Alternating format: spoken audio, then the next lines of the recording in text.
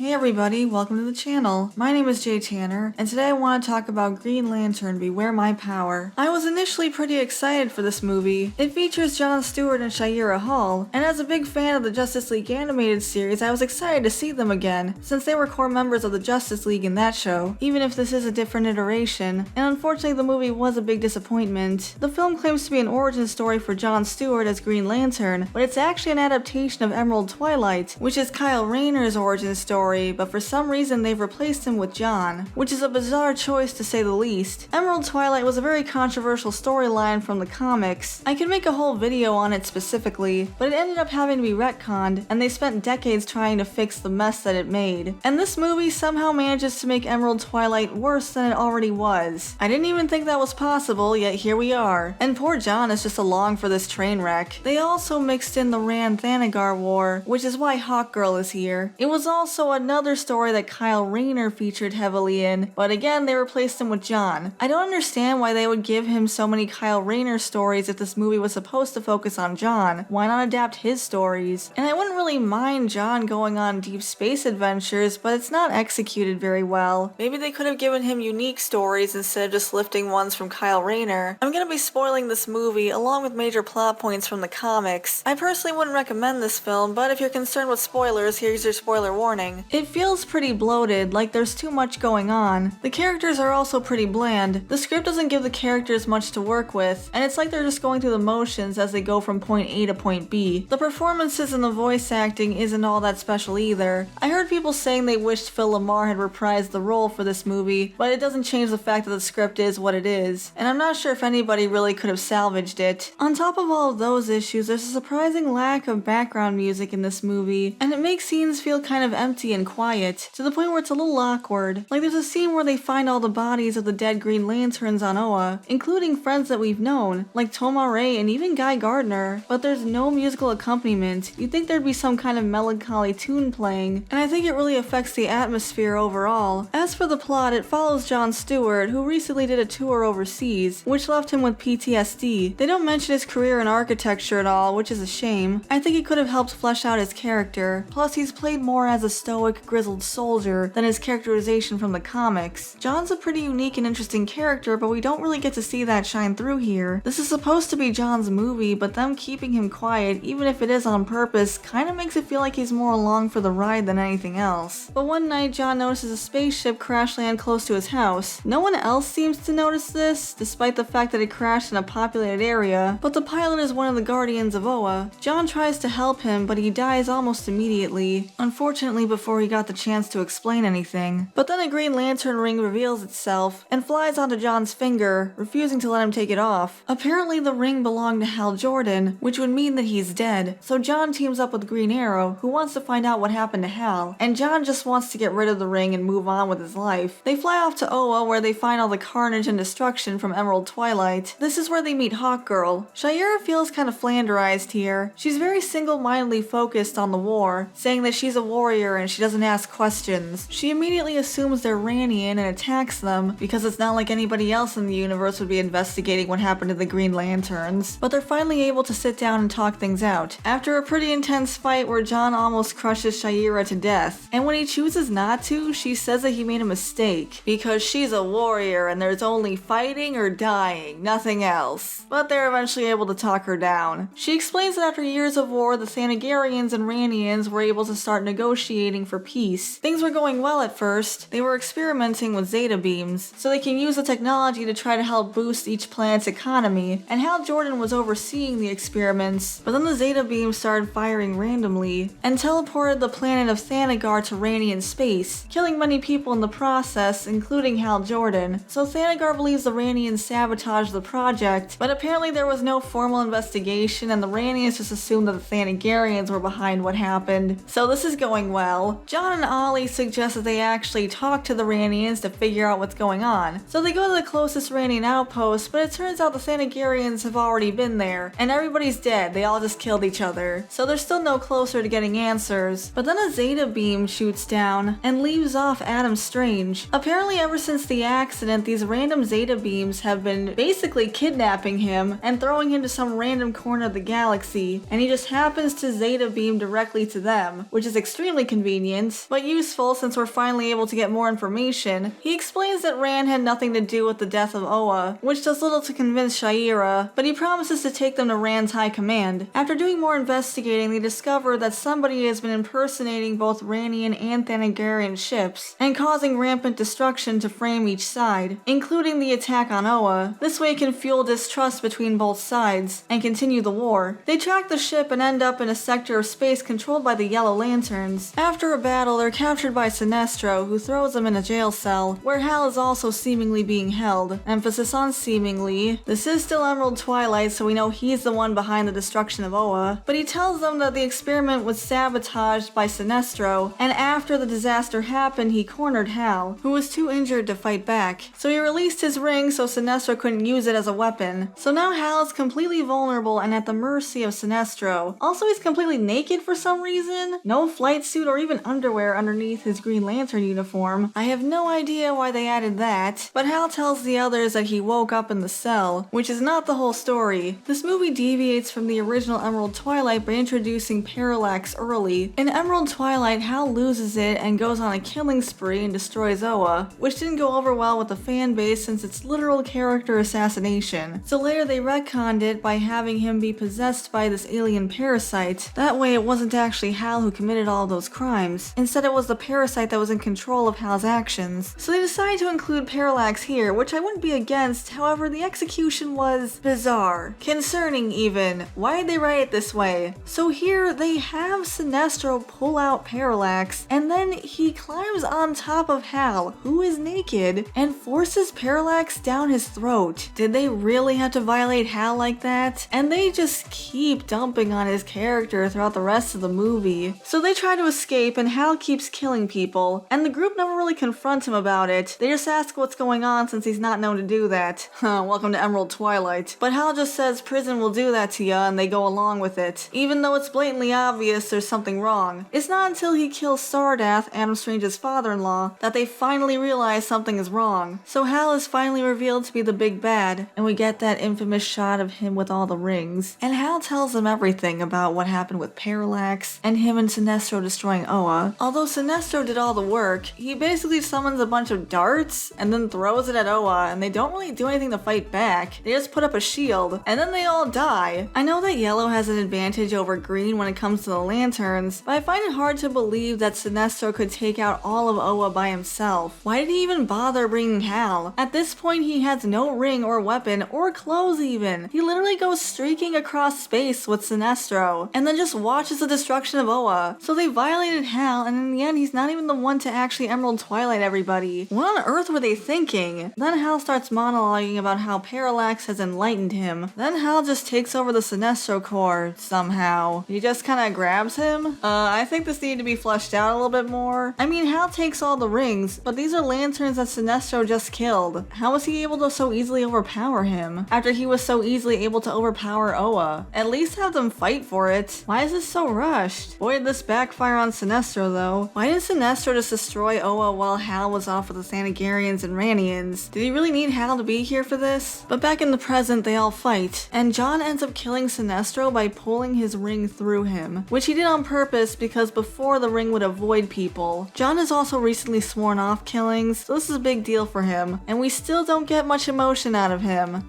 Damn you. You gave me no choice.